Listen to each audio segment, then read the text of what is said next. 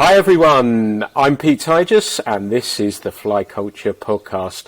I hope you're getting out fishing. If not, I hope this will be the next best thing, that you'll enjoy listening to this. My guest today is the newest member of the Fly Culture family.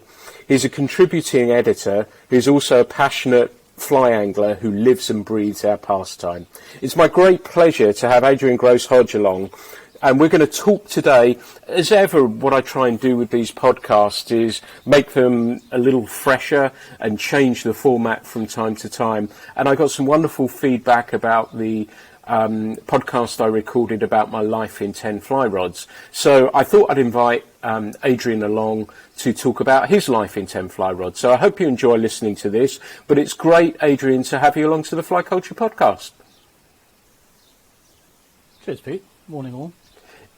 No, I'm looking forward to it. I think it will be really interesting to see inside somebody's rod collections or the rods that have helped form their fishing career. And so I'm really looking forward to that. I hear and see that you've been out fishing. You caught a really, really nice grayling the other day as well, by the looks of it. Yeah, I'm rather partial to grayling. I'm very fortunate to fish some good grayling waters. So, I've been on a grading quest for a number of years. I've caught hundreds over 2 pounds, but I've never hit the 3 pound.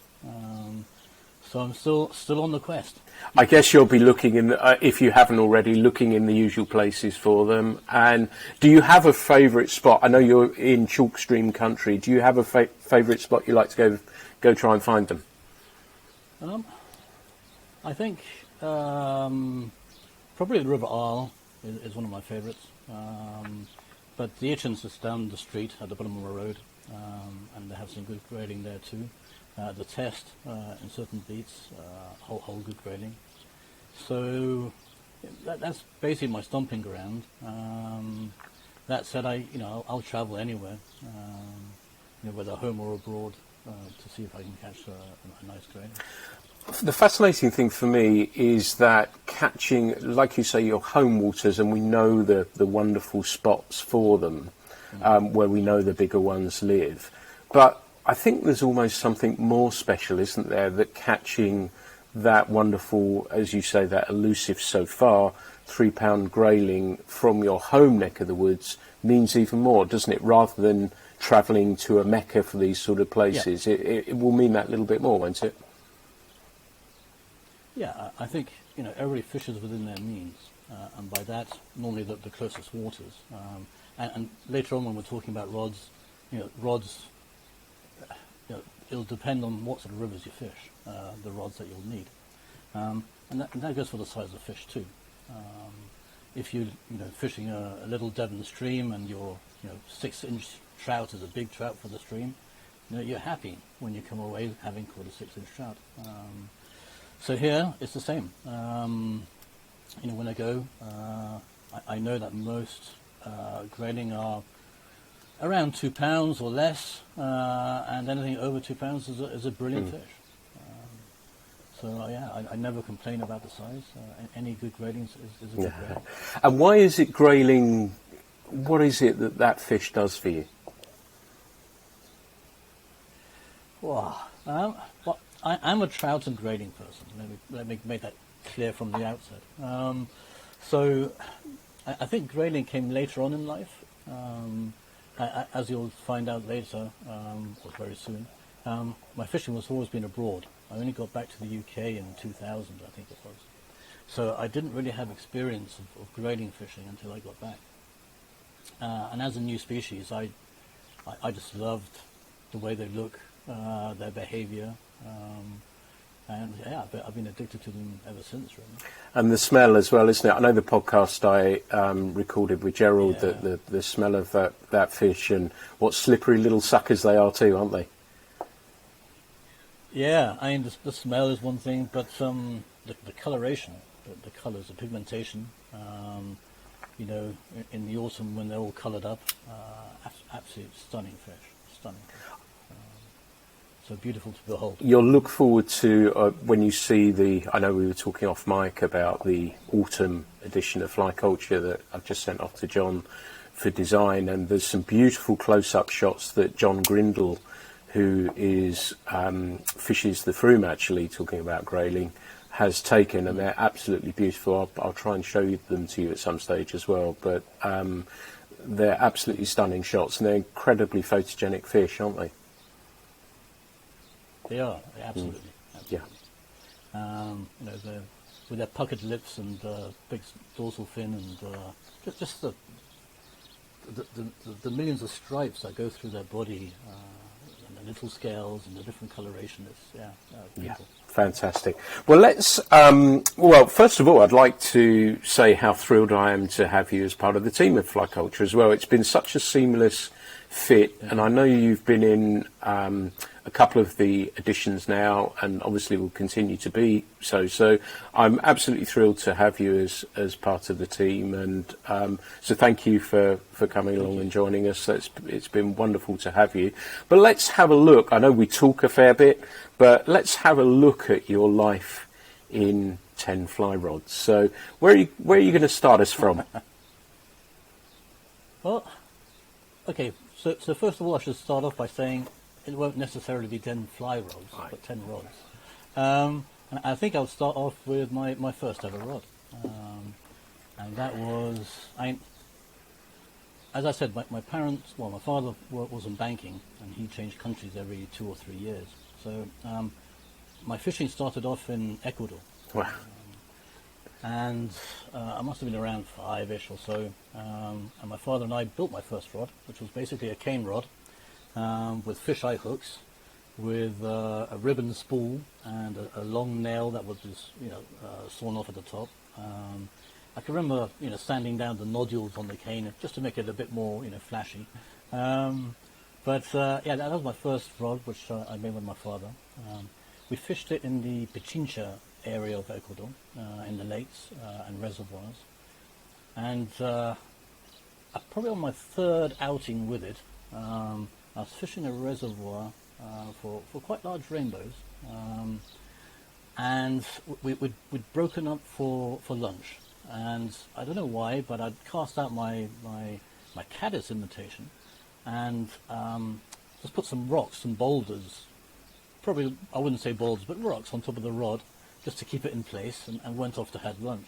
On my way back, I heard a noise, and just as I got to the top of the little knoll that I'd set up my rod on, I saw my rod fly out and go into the blue yonder, into the middle of the lake, and disappear. And I think along with the rod went my soul. As you know, I've been addicted ever since. So that's probably my first recollection of a fishing rod. Was it always for you? Was it always fly fishing then? I guess your father fly fished, and well, yeah. So my father was a die-hard fly fisherman. Prefers a dry fly, always has done. My mother actually thought that my father and I didn't bond that well. So she actually asked my father, I think you should bond with your son a bit more. What do you want to do with him? And of course he said, well, I'll take him fishing. And that was our excuse to go fishing wherever we went, basically. So not long after Ecuador, we moved to Argentina. And in Argentina, to start me off fishing, he actually bought me my first ever rod, which was a spinning rod, actually. It was a Milbro spinning rod, stiff as hell, and I actually think it's a boat rod, so it wasn't a proper spinning rod either. But I fished in Argentina for a year or two using that, slowly changing towards fly fishing. I mean, I used to use things like this. I don't know if you'll see it, but this is called a plumon. So this is a lead body with a bit of feathers on it, and a big treble hook, of course. And I would dredge the lakes and catch large trout, using very dubious flies, if you want to call it that way, and my spinning rod.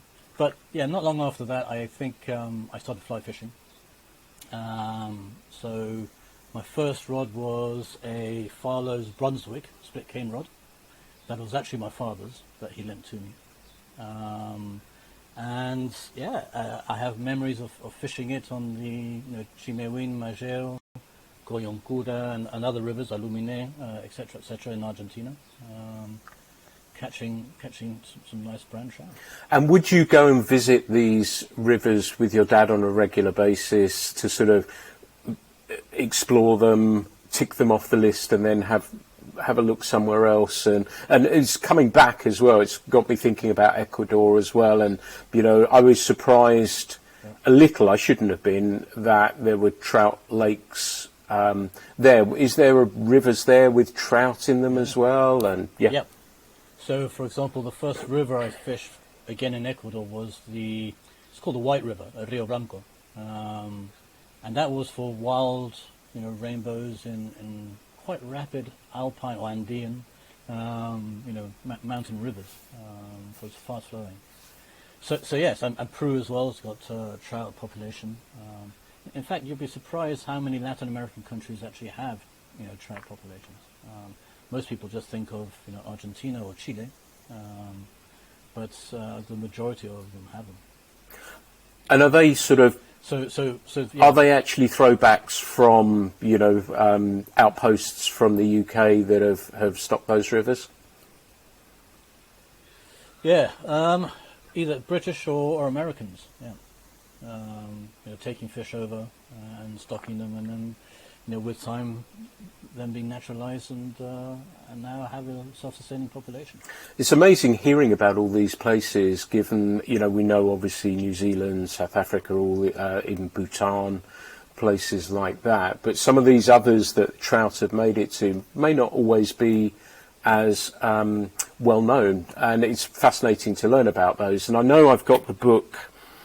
Who's the chap who paints the Able reels, who's written a book about trout and where they appear around the world? Because they're in Persia and places like that as well, aren't they? That's it, exactly, yeah. Okay. Yeah, no, I mean, us Brits did do a lot to populate the world with trout, which is great as far as I'm concerned. However, I suppose nowadays it wouldn't be very PC as introducing non-native species. Species is not exactly the done thing. No, absolutely. I don't know how New Zealand would feel about that now, given how many people travel to New Zealand to fish. I know the introduction of the trout wiped out local population of fish, didn't it? I think they took them out pretty quickly, but it would be interesting to know that from that point of view. But yeah, they're everywhere and in places you don't necessarily think to look as well. So where are we going next? Which is your next rod?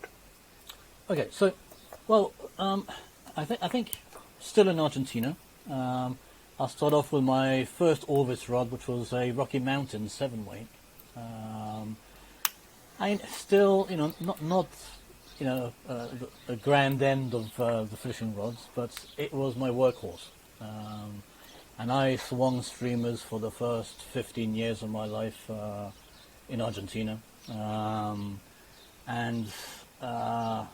It stayed with me throughout that duration, caught lots of memorable fish. And I think a lot of people talk about presentation and how important it is, and I totally agree.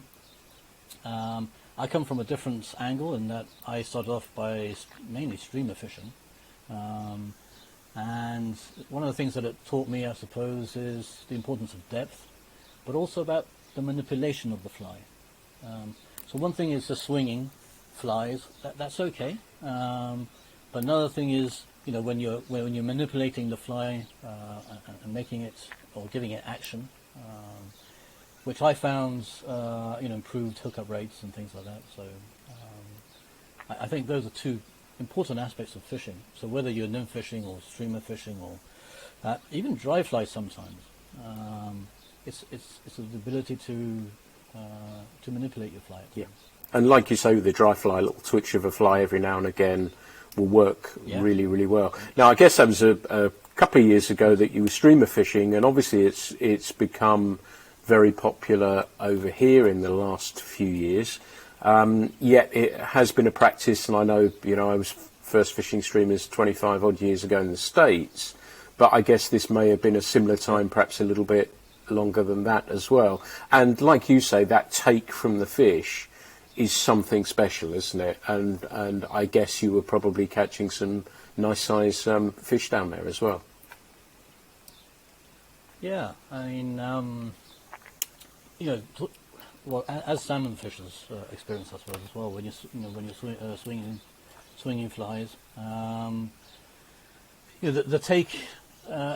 You have different types of takes. It could be little nibbles, and then suddenly, on a different occasion, it could be a wham, and the whole thing just goes flying, and you're trying to ensure that your reel doesn't spool or whatever it is.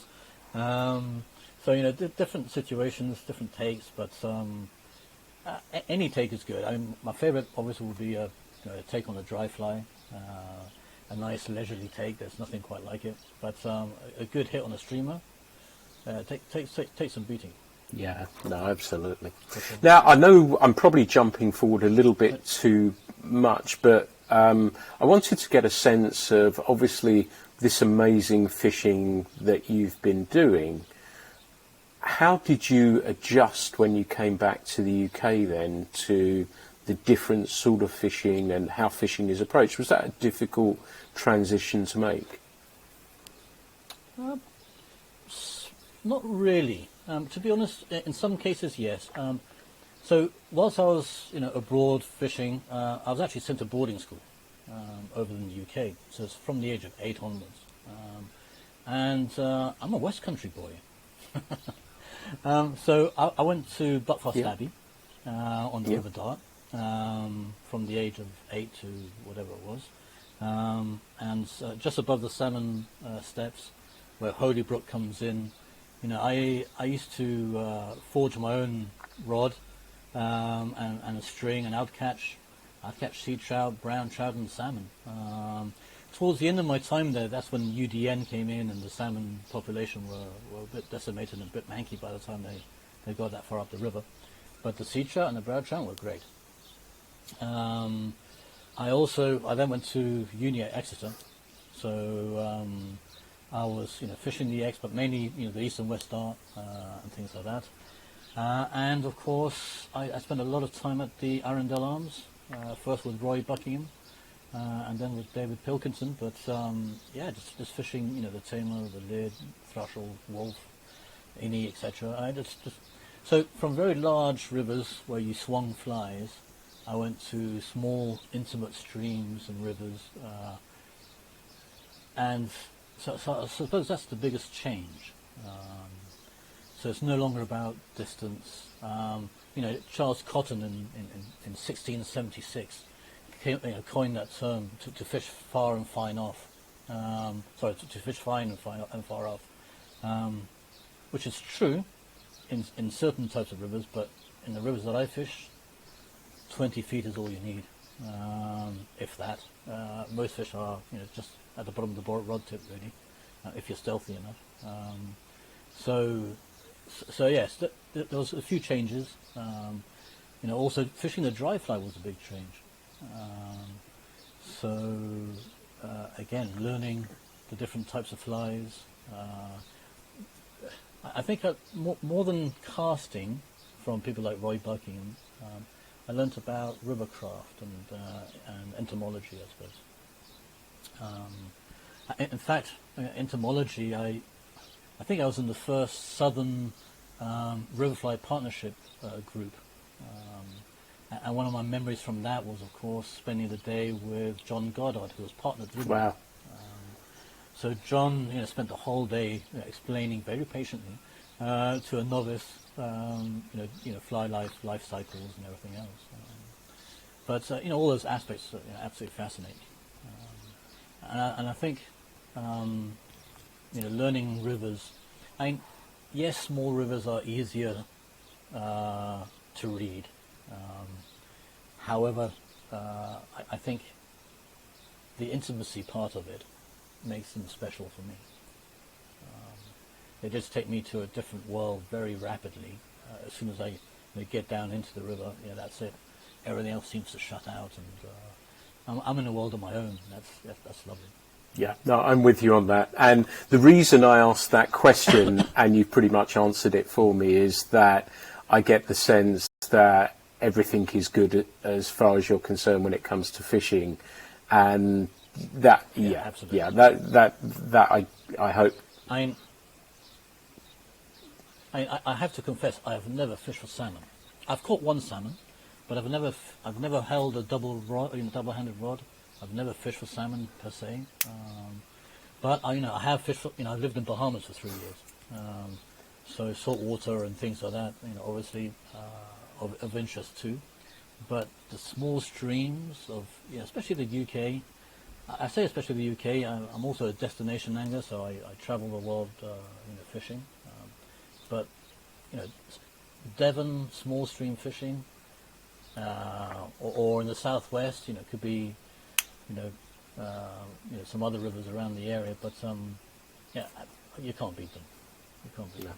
It's home. Yeah, well, I'm lucky to call it home, and I agree with you. And I'm sure listeners may not have heard of those little streams that Adrian's mentioned, but they really are wonderful. And I've been lucky enough to fish, I think, probably every one that you've mentioned there, and some, and they're very, very special to me. And I'm in agreement with you about small streams as well, how intimate and close you are with everything, and like you say, you're shut away from the world. And I really, really love them. They'll always be my first love, and will continue to be so. So where are we going next with the rods? Before moving on, very quickly, during that period, I suppose I fished cane more than anything else. So I'm a Farlow's cane rod man. So apart from the Brunswick that I started off with, I have a couple of Stream series rods, and also one of those Michel and Pizon parabolic rods, anywhere between 6 and 8.5 feet. And 3 to 5 weight. So I use those mainly down there. And I think that was a period of my life that I really enjoyed the cane. So moving on from there, I suppose I've mentioned Orvis. Now Orvis for me, I've always produced real workhorse type rods, especially to people possibly with lesser means like myself, being a teacher. So I've used a lot of different Orvis rods, clear water rods in 4 to 6 weights, Rocky Mountain series. But I think the two that stand out for me are probably the Superfine series and the T3. Probably because of my casting style. I think they're a bit more forgiving. I think I'm guilty of what Norman MacLean said in A River Runs Through It, that basically until a man is redeemed, he will always take a fly rod too far back, and I do that. So they give it, they're a bit more forgiving maybe. I've had I still use some of the saltwater rods that I have, which are T3s, 6 to 8 weights for bonefish and things like that. But I think the Superfine series, small streams again. I have a 6.6 4 weight, a 7.3 weight, for example. I think it is. But I love that series, and I've caught a few fish with them. And as I said, small stream is definitely one of the things that I've always enjoyed. And as I said, those rods, I don't treat my kit very well, I have to confess, but they've survived, and I think that's half the battle. Yeah, nice choice. I know I had the Superfine trout bum, which they did for a short time in a one weight, which I like. I suspect you're similar, that you like to fish light lines and really, really great series of rods. And then the T3, was that ahead of the Helios? Was that the range, or was there one before that? There could have been one before. I honestly don't know. But the T3 for me, I fished a 5 weight for a number of years. I still use the 6 and the 7 weights. But I think a lot of modern rods are fast and quite tippy. maybe it's an age thing. With age, I've got a bit sloppier and more relaxed in my casting stroke. I don't know, but no, definitely. I think the T3, more than anything else, is just simply down to it suited my style. Yeah, I think I've still got an old Trident, which was the range before that, lurking. Yeah, I've got a Trident. Yeah, lurking around in a cupboard somewhere. Absolutely, so, absolutely. Yeah, I forgot about the Yeah, Trident. we're going down a real. We're going down a real rabbit hole of old geekdom of rods and stuff like that, which is pretty good. Maybe. So what have you got for me next? Moving on from there. Okay, so when I got back in 2000, moved to London, and I live on the banks of the Wandle. I use my short rods and my long rods and everything else on the Wandle. I started fishing it in about 2000. I helped set up the Jet Set Club, which was a precursor to the Wandle Piscators and then the Wandle Trust, ably led by Theo Pike and Will Tall. So I suppose that's one of the founding members. But also, I think one of the things that I loved about the whole thing was that the club was a mix between fly fishermen and coarse fishermen. And one of the things they introduced me to was, trotting. So my next rod is, again, it's a very easy to come by rod, which is a J.W. Young's trotting rod, 13 foot, I think it was. And I learned how to, actually, before I continue, I should say I'm a terrible coarse fisherman with trotting rods. But anyway, I really enjoyed. I had a Adcock Stanton reel, which just ran forever. I still have it. But just trotting maggots on the Wandle in front of the Saver Centre for roach and chub and trout and things like that. Fabulous. And with the kids, it's a good way of introducing them to fishing. Yeah. And so they enjoy seeing the float just trundling down and dipping hopefully. So yes, I think that's my next rod, which I'll very quickly gloss over. So a coarse rod was my next one. Absolutely fine. And let me just say quickly that I'm probably a worse coarse angler than you.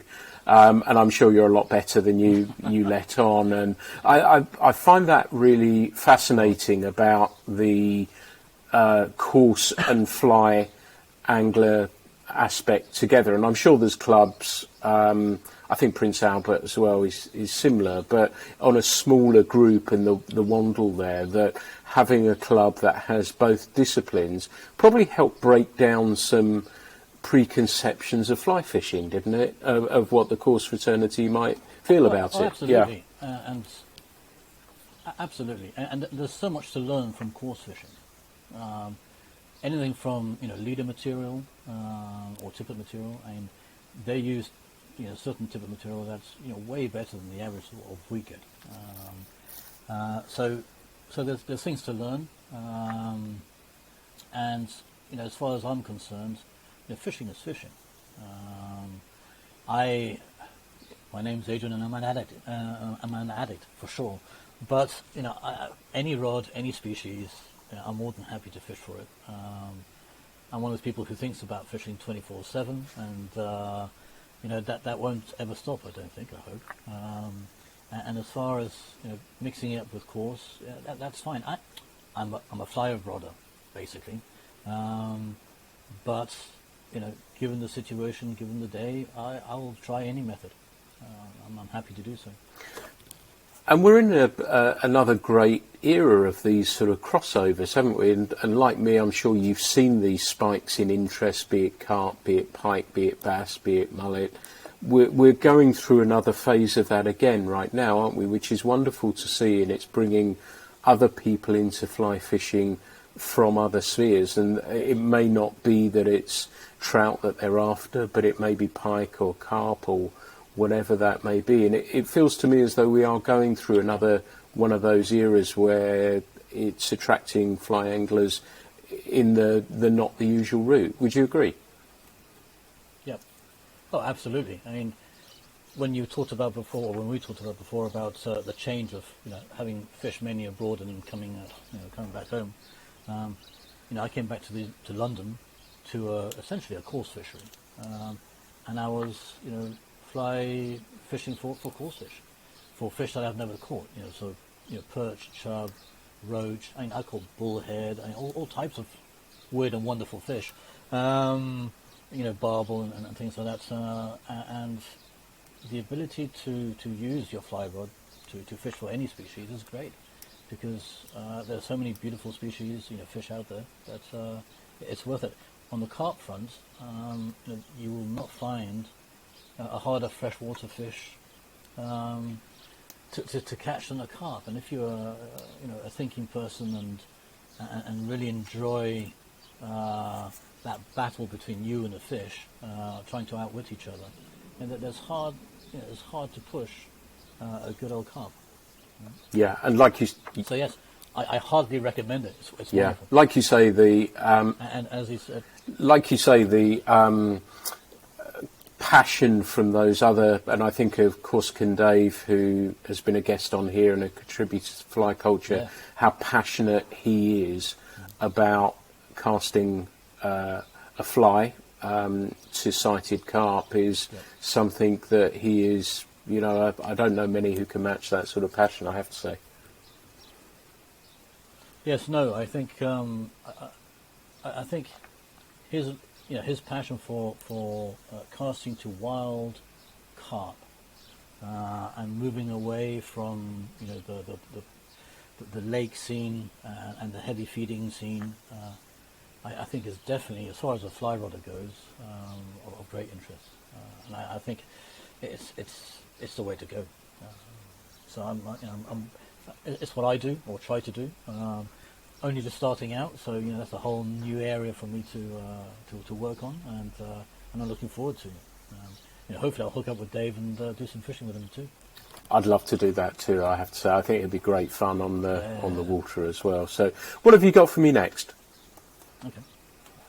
Okay, so like everybody, when you're into fishing, slowly but surely you start thinking about better quality kit, and I'm a tackle tart. Okay. However, I have a bottom line, and that is that I don't pay more than £200 for anything. That's my mean streak in me, I suppose. But that said, I probably fish with three different. Well, let's start with one of them. I fish a lot with TNT rods, so Thomas & Thomas rods. For me, they are the nicest or the best built ones. I've had various Thomas & Thomas rods, everything from quite a few in the Horizon series, the Paradigms.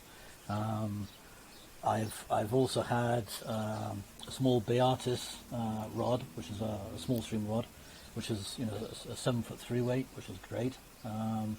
The Horizon ones, most of my salts and pike fishing is done with 8, 9, 10, 11 weights. They're all Thomas & Thomas. And again, it's because of my casting style. I think they just suit me. So the only problem I have now with Thomas & Thomas is that my lower end Thomas & Thomas rods are all broken. So my 4, 5 and 6 weight, I need to get repaired. But the problem now is, I have to send them off to America, and the cost to have them sent back and things like that is, quite steep. So at the moment I'm holding back on that. But for me, the Thomas & Thomas rods are probably my favourite. That said, my next one would have to be my Sage rods.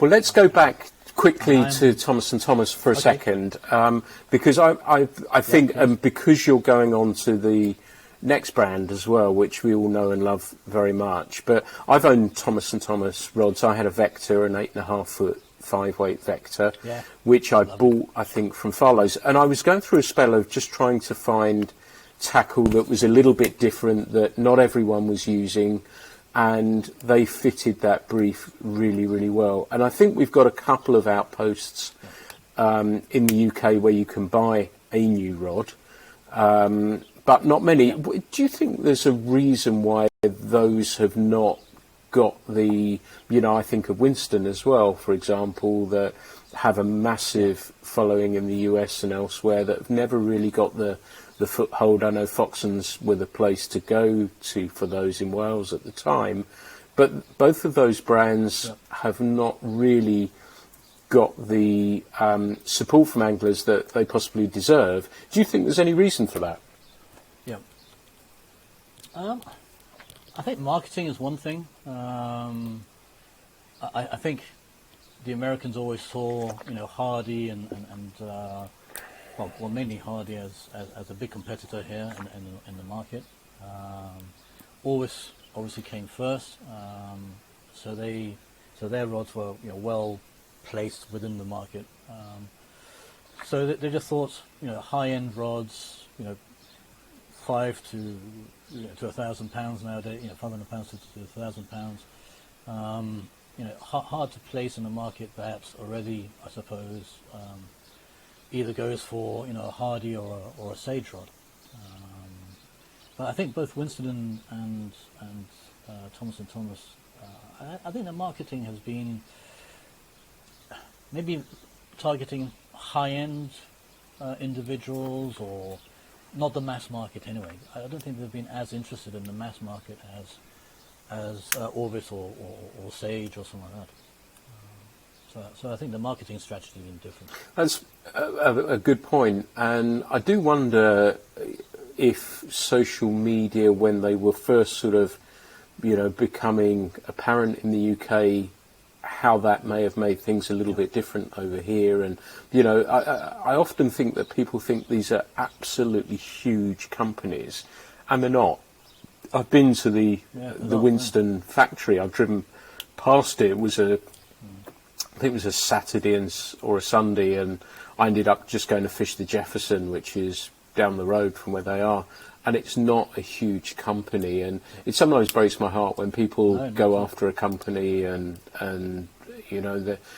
they're not great, huge concerns, and I think sometimes we may forget about those things as well, and they're doing the best that they possibly can, and trying to bring out interesting and different products as well. And I kind of like that, flitting around and finding stuff that's a little bit different. And even I'm thinking about G. Loomis for a second now, actually, while we're talking, that that's had a relatively good foothold in the UK, and that seems to have drifted away a little bit. And it shows how hard it is to maintain a brand in the UK. And I guess we don't have a huge number of fly anglers, so it may be that it's not an interesting marketplace for these people. But well, that's a whole new area. As in market-wise, we're small. And we can talk. That is a podcast in itself, I think. Apart from rods and reels, you can talk about museums or non-museums and all kinds of things. Collecting flies. But yeah, the fact that the market is a small market obviously does bear quite a lot, I suppose, in some of these American companies and how or where they want to market them. Yeah. So we're going to Sage. We're going to Bainbridge Island, Washington, and we're going to go look at Sage. Which is your next one? So I've fished loads of different Sage rods. To be honest with you, it's a bit of a love-hate relationship with Sage. I know most people will think, "Oh my God, don't say that." But so I suppose the XP is one of people's favourites rod, and I still have a 7-weight. In fact, I'm taking it to Iceland next week. But I don't like it that much. the casting so for me it's a bit too stiff. And so I've always struggled with it a bit. I mean, I say struggled, but I still use it. So the XP, I think for a lot of people is one of their greatest rods. For me, I prefer the smaller rods. And you mentioned the small weighted rods for small streams. I use the the TXLs, and I think Chris on a previous podcast mentioned about his double zero weight. I don't have the double zero weight. I have the zero weight. So it's a 7'10" zero weight. That's my go-to small stream rod nowadays. You can bend it all the way round like that. It's whenever I've caught 5 pound fish on it. So I suppose the really low weight ones nowadays are like a 1 or 2 weight in the past. But yeah, it's just a lovely rod. Beautifully made. It's small. It's so light. And unlike a 5 or a 7 weight nowadays, where if you do a 12-hour day, I still do them sometimes. Come back the next day, your whole back is aching, your arms like knackered. And, but with this thing, you can do a whole day, and you don't feel it really. So the TXLs are special for me. But they've had lots of different ranges, and I think if I had to choose one, it would have to be the TXL, simply because the lower range rods are what I'm most interested in, and that goes for the reels as well. For example, the Click series, I'm happy with those, but with the what were they called, the 2500s or whatever they were. Those for me were appalling reels. The drag system on them were not good enough and things like that. But if you go to the higher end reels, they work perfectly as well. So I think Sage have to look at or rethink their middle range reels. But as far as rods go, I think the TXL is the one for me. And I've used it for the last, 10 years or so, maybe less. On most of my small stream fishing. That's a good choice. And I don't have a TXL. I have a TXLF, which was the reimagined version of it, or the slightly newer version of it, which was and actually, you say you treat rods badly. Mine's in the garage in 2 pieces, ready to go and fish my buddy Perry's stream. But I've been fishing bamboo so much, I've got to go and check. That's just reminded me that I can get all the parts apart. But robust, really easy to fish with, and easy to. Mine's the 2 weight. I find the 2 for me. I have 1 weights, the SPLCA, which I've mentioned on the podcast I did.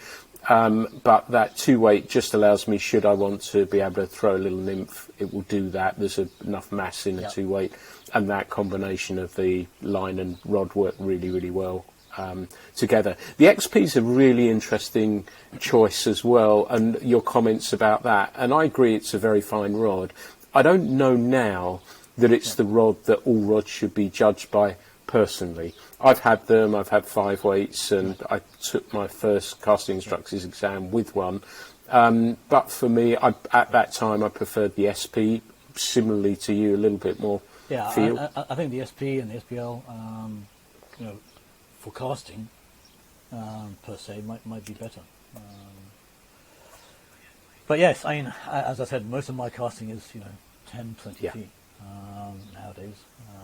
So small rods are the thing for me, I suppose. I suppose that brings me to my that probably brings me to my last lot of rods. And you mentioned lures. Yes. And I'm the Stream Dance series I still fish with. So again, I've got 3, 4, 5 weights, 6 weights, and my go-to rods are probably my 9'3" and my 9'5" weight. They're knackered. Half the cork is beginning to come off and stuff like that. But I fish with them day in, day out. I suppose I'm lucky. I go fishing about 3 times a week. 1 for a full day and then 2 sessions, I suppose. But it's not as if I had the river coming through my property like some of my friends, where you can just go out and wander out into the back garden and cast a fly. But I do have to go about 200 meters, so it still isn't that bad. But I think the Loomis rods, again, good workhorses. At the moment, they've replaced my Thompson Thomas ones, I suppose, until I get them fixed. but yeah, I think that, again, they're quite fast action. They are a bit tippy, but they can get your heavier nymphs and things like that out. And we were talking about Thomas and Thomas beforehand, and I'm not interested in competitive fishing. That's not to say that I don't enjoy talking to competition fishermen and learning from them, because they learn a lot. Well, they have to become all-round fishermen that they are, and there's a lot that can be learned through that. So if you're into that sort of thing, that's great. I'm not. I'm a Sunday fisherman in the sense that I just like to relax and enjoy the scenery and the people that I'm with and things like that. But TNT just brought out, well, not just, but have brought out Euro nymphing rods. So 11 to 13 feet long, 1 to 3 weights, which are near the top of the market when it comes to Euro nymphing rods. So I think in that area they're making a bit of a comeback, maybe even in Europe and in the UK. But their normal rods, they're 5 weights, etc. Not really, which is a shame, because I think they're wonderful rods. Me too. Yeah, absolutely. As I said, I've been very close to buying a double hander, very close, but I may crack at some stage. But I've been watching those with great interest. But yeah. So what have you got next for me? Well, I think I think I've mentioned at least 10 rods by now, but I think the last thing is what's coming. Yeah, the list. The future, what I'm interested in. Yes, I have to get it in somewhere. So there's 2 areas that I'm quite interested in. Speaking to Jerry Kustage, who worked in Winston on the bamboo front. I think I'm going to have to get myself another cane or maybe a couple of cane rods. I'd like to get one from a British maker and another one maybe from America. Again, small stream is what I'm looking for. And then the other area, I suppose, is glass rods, which I'm glad to see are making a comeback as well. I think the newer glass obviously is better than what was on the market before. But I think in both cases, it's just something different. I think I'm looking forward to trying them out and seeing what they're like. I've heard lots of good reviews and comments about them of late. So I think the way I'm going to go is, well, apart from getting my Thomas and Thomas prepared, go back into cane and glass rods and see what they're like. And that said, as I mentioned, I'm a destination angler too. I go on 2 or 3 trips a year, I suppose, and I'm not going to take. I probably wouldn't take my cane or possibly my glass rods, but in the future. But I normally take rods that I can chuck on a riverbank without thinking twice about it. So yeah, I will always be a chap with probably too many rods. It's like books, actually. You accumulate things, and you do that with rods, of course. And I think, as I mentioned at the beginning, a rod is a tool, basically, and any tool is only worth its weight in worth its salt if you use it in the correct environment or on the correct fish.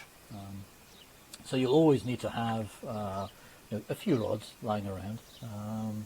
But we've all been through the process of selecting a few, getting rid of others, moving on, and sometimes you regret 1 or 2 that you've got rid of, and sometimes sometimes you don't. You come into a new rod and you actually love it. So I think that process will continue. So yes, I think cane rod's the next thing for me.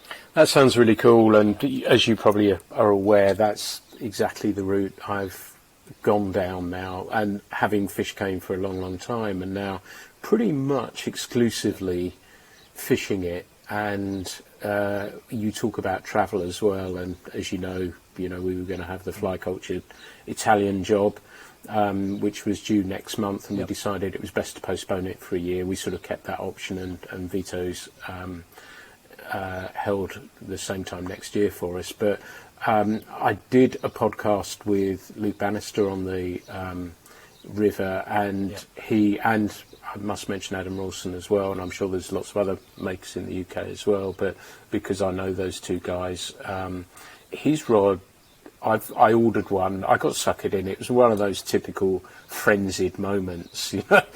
And Luke, Luke is one of those salesmen that doesn't do anything and lets you make the decision. And I cast, he's got a new taper, and I really, really liked it. And so I said, do you think you could make me a 7'9"? I don't know if you're the same or anyone listening, that it's nice having little increments of rods. That is a way and a means of justification, isn't it? Well, I haven't got a 7'9" bamboo rod, so I've got 7 foot, 7.5. There are those that say that fishing is a malady. Yeah. And I think we suffer from the malady ourselves. Yeah. And then I said to him, we were chatting, I said, do you think you could make this because I want to fish these bamboo rods. The plan I had for Italy was to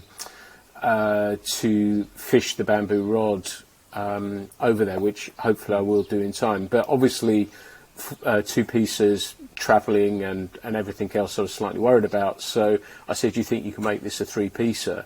And he is, so that's progressing. And like you say, the glass, I'm late to the glass party, and as I've said before, I was frightened off by a horrific glass rod. And you mentioned Orvis earlier, and I think I may have mentioned it on a previous one. The superfine glass rods, I think, were really good, but the one I bought from Nico at Yamami is been a revelation to me, and I thoroughly enjoyed that. I fished the Diva with it, actually, and it was absolutely fabulous for that. And that it's interesting is that you mentioned feel and pace and rhythm, and I detect this with rod manufacturers in graphite as well, that we've moved away from those hyper stiff rods to something with a little bit more feel to it as well. Would you agree? Yeah,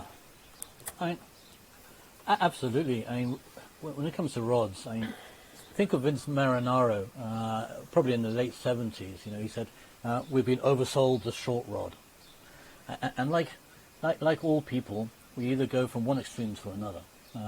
So from short rods, we've gone now to super long rods, and we all know that the workhorses are somewhere in the middle, probably. But specialists, short and low weight, or long and low weight. I'm thinking, mountain streams. Quite often it's a long rod, and you're trying to keep, your line off the water to minimise drag, and you're fishing those pockets, and that's one way. Or you're fishing dries, and you're using a short rod. Putting your dry in the little pockets and things like that, behind boulders and little back eddies and things like that. It's fabulous. And so, the actual rods and I think maybe it's an age thing too. Now, I used to fish hard and fast and things like that when I was younger, but I think I've grown to appreciate the whole sphere of fishing more. Everything from the environment to just being in a river or with friends, and taking a bit more time over things maybe. And with that, yes, my casting stroke has always more or less been the same. I have been able to adapt it, of course, to different types of rods.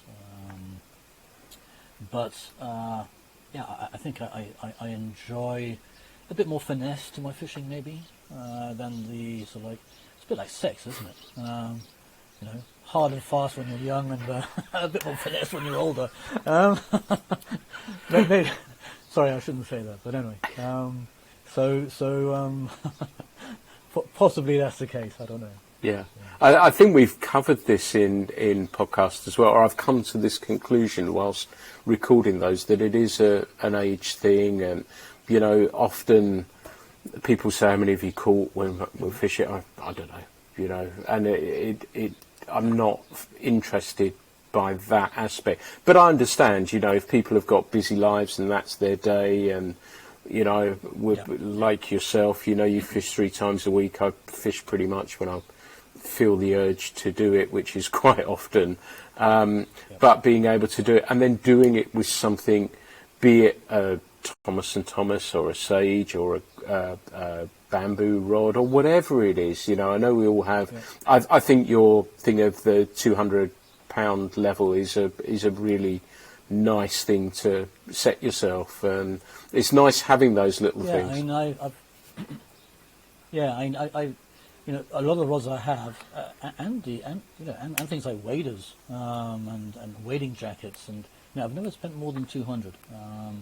So yes, it is a matter of trawling, you know, well, anything from you know, eBay or wherever it is, and taking one's time, auction houses, all kinds of things.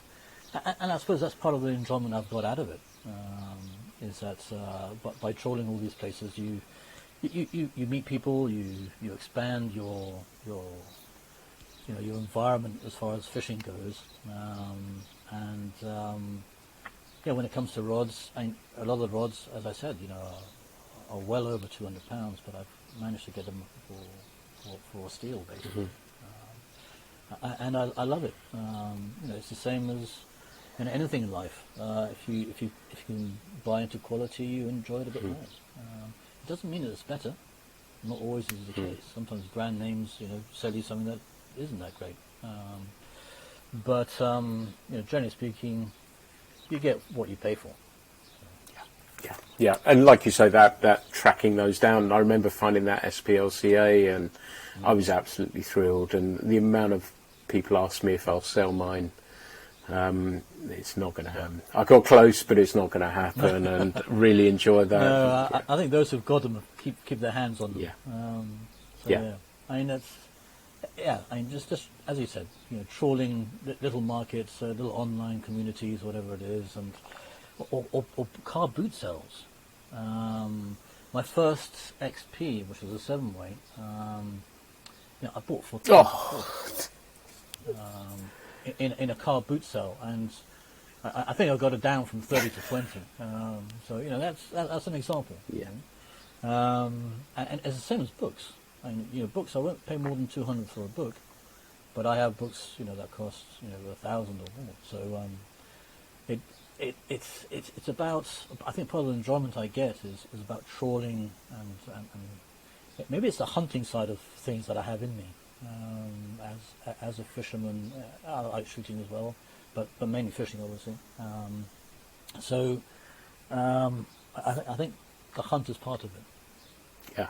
Yeah, I know a friend of mine, these stories are lovely to hear about car boot sales, and you know, it might be people are finding Fabergé eggs, but give me an XP at 30 quid or 25 quid. Yeah. That's even more exciting. And I know my friend Darren, who is coming down. He fishes. I fished the Tees with him, and he's coming down in a couple of weeks' time. And he found a Thomas and Thomas. Funnily enough, they seem to be the overriding theme that's coming through this, not through any reason or planning. But he found, I think it was something like an 8-foot 3-weight.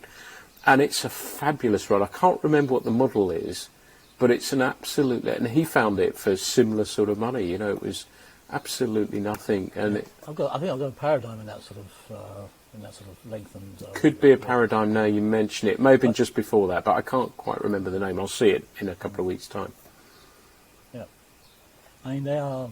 Yeah, for me, I'm biased. I'm sorry. Yeah, they're my go-to rods if I had a choice. Yeah.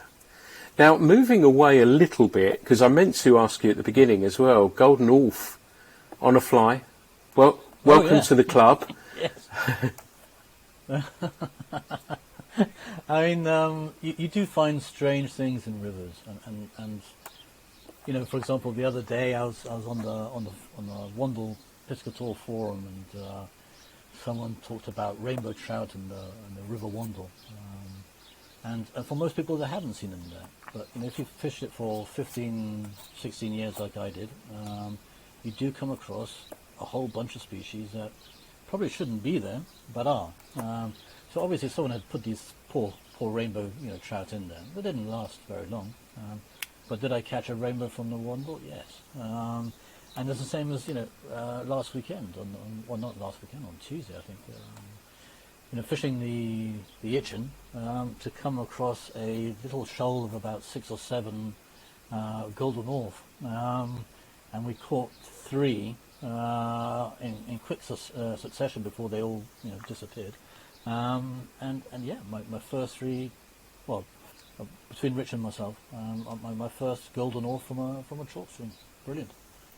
Fantastic. I managed to catch one on the Tone with my friend Toby, and we were fishing, as we often do, side by side, sharing a rod, and we'd seen something move for the fly. There was a bit of murk in the water anyway, and flipped again, and yeah, golden orf there as well. So they're there. There's all sorts of stuff. It fascinates me how these things must have got there, and particularly if they're shoaled up together like that as well. Is you could explain it's getting rid of them out of a pond or whatever. But I think someone mentioned that someone had put them in the river about at the beginning of spring. So these poor fish had been shoaled together, probably avoiding Mr. Pike for a number of weeks. But yeah, I mean, going back to the Wandle, the amount of pet shop and I suppose recreational pond fish that are put in the river is scary. Koi carp and all sorts.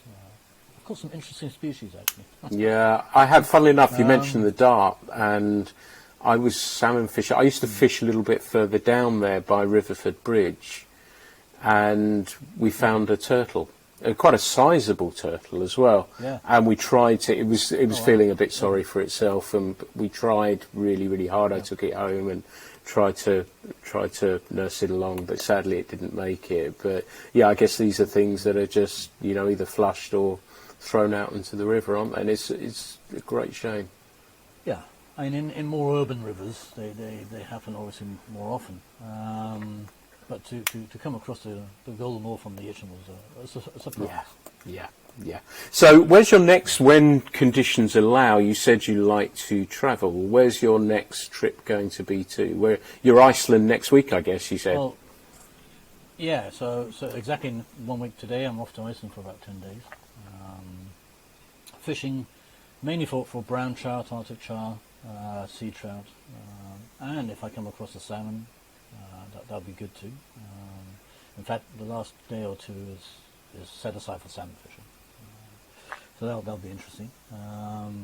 I like many people, I've had to cancel holidays. So I've been working for an outfit in the Pyrenees called Salvalinas, and I was supposed to go out. Well, I'm supposed to be out there now. Actually, what am I saying? From the 9th to the 18th. But due to quarantining regulations and things, I've had to cancel it. So that will be next year. Hopefully later on in the year, I hope to go back out to Slovenia, where my good friend has a house. But we plan to target Hucho. So November, December, we'll go over and see if we can catch some Hucho. I think the next one in August, I hope to go up to possibly Scotland. So I think the home, the home nations will have a bit more input as far as I'm concerned this summer. So I'm going up north as well in August, fishing on the Wye, Tame, Calder, in Manchester around there, which I'm looking forward to. And as you know, I'm hoping to get down to the West Country too. The East Lynn is on my radar, has been for a while.